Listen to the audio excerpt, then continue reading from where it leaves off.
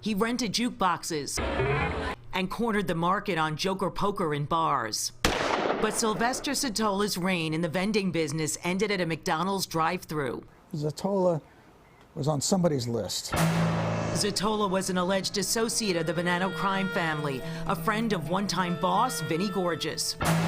Known as Sally Daz, he survived a vicious slashing last December and another confrontation in June. Then his son, Sal, escaped with his life after an attempted hit in July outside his lavish home in the Bronx. He kept moving, so he saved his own life. He kept rolling over, and the way the guy was shooting wasn't professional. It wasn't a professional hit. That wasn't a hit from the mob. You're listening to a retired undercover cop who infiltrated the Lucchese and Bonanno crime families. He called himself Vincent Spinelli, and he spent 3 nights a week at mob-run strip clubs. The girls would just come out, be all over us, lap dance, but, you kind of position them where they're not rubbing against where your gun is or where the body wire is. Neither the undercover nor Tony DiStefano, who's written 8 organized crime books, think we're in the middle of a new mob war, especially since many of the crime families were decimated by prosecutions. If there's a mob war, the mob doesn't make money.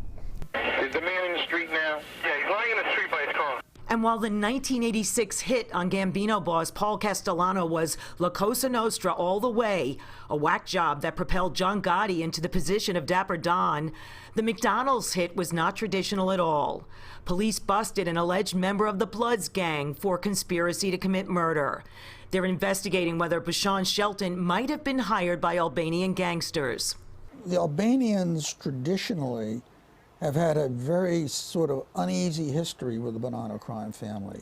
And not just the Bonannos. The Albanians allegedly went after gambling spots in Astoria, Queens that were once controlled by the Gambino crime family. The NYPD is still staying mum about a mob-style hit in Sheepshead Bay October 26th, which left 77-year-old Vincent Zito with bullets in the head. We're exploring multiple leads, multiple potential motives. Zito was buried with no arrest made.